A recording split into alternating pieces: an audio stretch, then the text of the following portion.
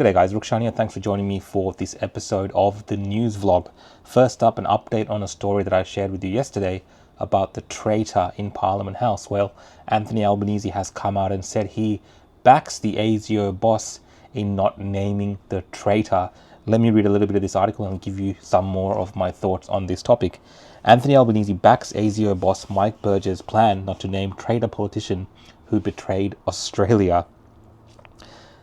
The Prime Minister has defended the decision not to name a former Australian politician who betrayed the nation after being recruited by foreign spies. ASIO Director General Mike Burgess revealed an ex-politician had been caught up in aspiring and sold out their country, party and former colleagues.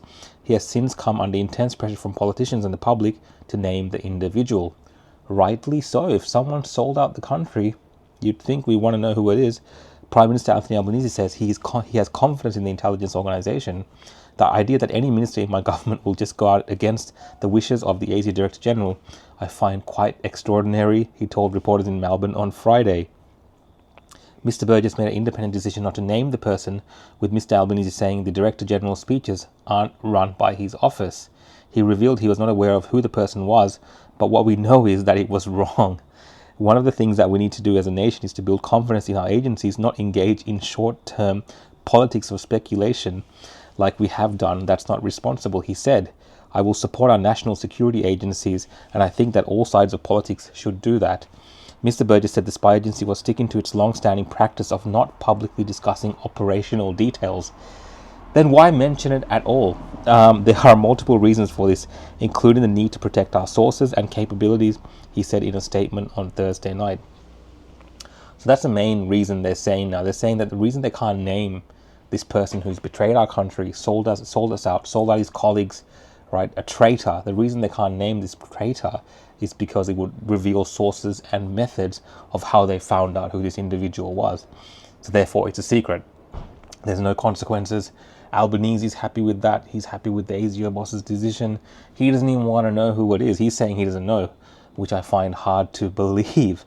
It all seems really crazy, right? Because imagine if one of us did some treasonous act. Imagine someone in a corporation committed treason, right? Imagine a journalist. Look what they're doing to Julian Assange right now. I mean, it's not related to Australia in that way, but you see what I'm saying, right? So how can they speak about these individuals with any type of authority and consistency when a politician is accused of the same by our intelligence officials? They say, oh, because it will reveal how we found out who it was, we can't let you know. But we'll tell the public that there is an individual like this, but we can't let you know. I'm not going to go on about this any further, but you can see the hypocrisy, and I can completely understand why so many Australians, when they hear this issue now, are pissed off about it. It makes sense. Next up, guys, we got Facebook, Meta, Mark Zuckerberg, pissing off the Australian government a year or two ago when this agreement was made between the government and these social media companies, Google and Facebook to a greater extent. It was a confusing thing, knowing that Australian news companies like these big outlets, mainstream outlets, were getting paid by Facebook and Google to have their news content available on their platform. So this code that they developed in Australia and in other countries as well, like Canada, I think is causing similar issues. Well, Facebook has come back and said, look, you know what? We're not going to pay anymore. We're scrapping our news section on Facebook. We're going to take it back to just people, sharing links and, connecting with friends, things like this. So we're not really interested in doing news. It's only like 3% of our business. Who cares? We're not going to pay these newspapers. And Anthony Albanese, the government, they're all really pissed off. The media is also pissed off, the mainstream media. So let me read this. And I have mixed feelings about this because I don't like this big tech company, Facebook, but I also don't like the mainstream media. And I also don't like the government in many respects. Not the Australian way. Anthony Albanese blasts Meta. This is in the Australian. The parent company of Facebook will turn its back on millions of Australians who consume news content on the platform after the tech giant announced it would no longer pay media outlets for the material they provide for the social media site. Meta's decision to walk away from payment for content deals, which are worth close to $250 million a year for local news publishers, will ultimately shortchange Australian consumers, according to senior media figures. Really? Will it shortchange Australian media consumers? Shouldn't these private news entities, do what independent people do, put out news there. If people watch it, people like it, you might get, content, monetization, for instance. You might be able to attract more advertisers because more people are buying your newspapers, right? That's the traditional way that media organizations were run. But in today's world, where there is a lot of competition for these mainstream media outlets, particularly online, they're finding loopholes or systems like this where they get together with government, who is in bed with them. We saw that throughout the pandemic. They get together with these organizations, they pat each other on the back, and they come up with these elaborate plans, in essence, extorting money from tech companies. Now, there's many arguments that can be made that Facebook also benefits from having news content on its website, and that people share news on their website. But Facebook's argument also makes sense. They're getting rid of news section completely. People can still share links, people can still post their things. These news companies can still share their news on their page and do advertisements. It's just Facebook doesn't want to pay them these kind of royalties almost to have their content on their site. Google, on the other hand, is actually doing the reverse. They're still negotiating with these companies, and Google is very much a different company, right? Their search depends on this news content that they use. They have a specific news section, and they kind of use it as a part of its own website. So they really do benefit of the news content. Whereas Facebook, I've never really seen that. I've always only seen people sharing links. And the news section, do people really go to Facebook for news? I don't necessarily think so. But yeah, Anthony Albanese is persisting. He is going to fight back, apparently. The government's going to stand up and help the media companies out and try to force Meta into some sort of negotiation and a deal. Let me know what your thoughts of these are. Like I said, all the players involved in this are the villains in my world, so I can't find any type of sympathy for anyone. Why not, pass on some of this money to independent creators, right? Why doesn't the government fight for Facebook giving everyone who does news content money, and just looking after these big corporations and trying to keep them afloat in this very competitive news industry with so many players now, really utilizing the technology out there? And who cares about mainstream media, really?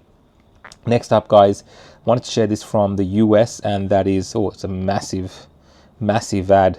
Well, this is what the newspapers should do. They should run more ads if they want to, and see if people are willing to watch their content or read their stories.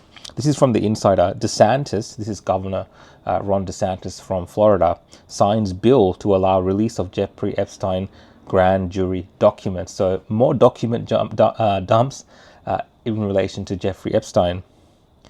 Epstein survivors attend press conference as DeSantis signs bill related to the reveal of Epstein documents. DeSantis emphasized that the enactment of the bill has been awaited for a considerable time and clarified that it pertains to cases of a similar nature beyond Epstein's. This marked DeSantis' inaugural significant bill signing of the 2024 legislative session. Various victims of Epstein, such as Haley Robson and Jenna Liesel Jones, were present at the press conference and shared their experiences. They expressed ongoing struggles with the trauma caused by Epstein's actions. Moreover, they expressed hope that the release of these documents would provide them with more clarity. The legislation implementation is scheduled for July 1st. DeSantis revealed that the announcement on Thursday during a press briefing held at the Palm Beach Police Department. There needs to be a mechanism where people can get the truth, he said. This is in the interest of justice and disclosure. The legislation broadens the criteria for permitting disclosure of evidence and or testimony from grand jury. The proposal garnered bipartisan support and received unanimous approval in both Florida House of Representatives and the Senate. But look, I think it's a good thing. It's really interesting to see that this is being legislated to allow for these type of documents to be more readily available to the public. Right? So why the secrecy? That's one of the massive issues when it comes to this Epstein thing. There's a few other cases like that as well. This massive secrecy around it, and this slow release of documents, which creates even more speculation, more rumors, more innuendo. Why not just make these cases as much information as possible while protecting victims public, right? Why not have a mechanism for that? So to see Ron DeSantis doing this, I think it's a great move. And come July 1st, and let's say this all kind of pans out how we're thinking it will, there might be a few more nervous people around the world, in particular in the US, in relation to the release of more documents. Crazy stuff, but good to see what Ron DeSantis is doing. Jumping back into the media and government involvement, New Zealand is a country that's known for the media being supported by the government, right? We saw during the pandemic that the media organizations in New Zealand received millions and millions of dollars of taxpayer funding to stay afloat, essentially. Well, one of those news organizations, News Hub, is on the brink of, I guess, bankruptcy, to put it in the simplest terms. And the government has said, the current government, which is a coalition of, I guess, more of a conservative government compared to Jacinda Ardern's, has said that they are unlikely, in the wake of News Hub's closure announcement, they're unlikely to help them with taxpayer funding. So looks like News Hub in New Zealand is dead, and I've seen a lot of New Zealanders actually celebrating this fact. So if you're watching from New Zealand and you've heard about News Hub going down, let me know if you are happy about this announcement. Let me just read a little bit of this article. A government bailout is off the cards for one of the country's major news outlets, which has announced its intention to shut at the end of June. Up to 300 people could lose their jobs. Never a good thing for people to lose their jobs, but these mainstream outlets, these woke agenda pushing outlets that employ people, and the people that work there should think long and hard about the type of content and the news and journalism that they're doing, where the public is not interested whatsoever in the crap that they're pushing, that eventually, without the backing of the state, you go out of business and then you lose your job. So think about it, right? Think about it. If you're a journalist working at these outlets, why would you go along with this system of failure, just putting out crap into the world that no one really wants to read, see, or hear, and people just mistrust you? They don't believe anything that you're putting out and saying, right? They would rather watch a vlog. They would rather watch me talking here in my porch. I'm just, I'm not talking myself up here, but there's many creators like myself and many other independent journalists. People connect more with that because it's, in a way, it's more real, more authentic. Whereas when you're receiving government dollars and you're pushing stuff for Pfizer, right, pushing stuff for the big pharma, people know you're not genuine, and these companies are now suffering. So good riddance to News Hub if they do go down in flames. And again, I feel really bad for the people that are losing their jobs, but think about the type of industry that you're working in presently. Now, last story, guys, I have is there's a by-election happening in Victoria in the seat of Dunkley, and there's predictions that potentially it might go towards the Liberals. It was a Labor-held seat, and unfortunately, because of the death of the Labor sitting member, there's a by-election being put on, and we're looking at this by-election during this cost of living crisis that we're in, and potentially a lot of people are saying that this is a test for the Labor government to see how they will go. So you're also seeing questions raised about some comments made by a member of the Liberal Party, Susan Ley, who said, if you live in Frankston and you've got a problem with Victorian women being assaulted by foreign criminals, vote against Labor. If you do not want to see Australian women being assaulted by foreign criminals, vote against Labor. Send Labor a message. Now, these words in and of itself, without all the context, people are taking this as a extreme form of racism and bigotry and saying that she's labeling all foreigners as criminals. But if you look at this in the broader context of what's happened in Australia over the last couple of months with the release of these people in detention into the public with criminal records, people who had sexually abused children, people who had been accused of or charged with murder or attempted murder, all types of crimes. These type of people being released into the public under Labor. I think there is a point to what some of the things that Susan Ley has said. If you look at Labor's performance, there are instances where you could point to them putting the Victorian or the Australian community in danger when it comes to dealing with these foreign criminals who have been put out into the public, which is very dangerous, as well as recently we've seen more arrivals coming, illegal immigration, unchecked borders, and so on. So it's all nuanced, of course, and sometimes this gets lost in the way that people deliver remarks. Now, Susan Ley has not taken this down. She's copping a lot of criticism for this. But let's see how the electors, people who are voting for these guys, let's see how they, what the message they give in their vote. So it could be very close. Pollsters are still saying that Labor will potentially hold on to it. But let's see, it's a good bellwether to see where we're at as a community right now. And if really the cost of living is going to be a high impact issue, going into elections in the coming years as well. That is all I have time for today. Again, apologies for my late upload. I've been quite busy these last couple of days, so I can only do these videos.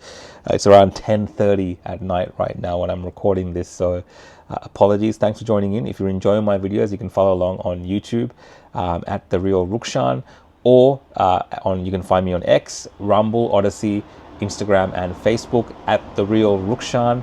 All right, guys, see you tomorrow. Bye.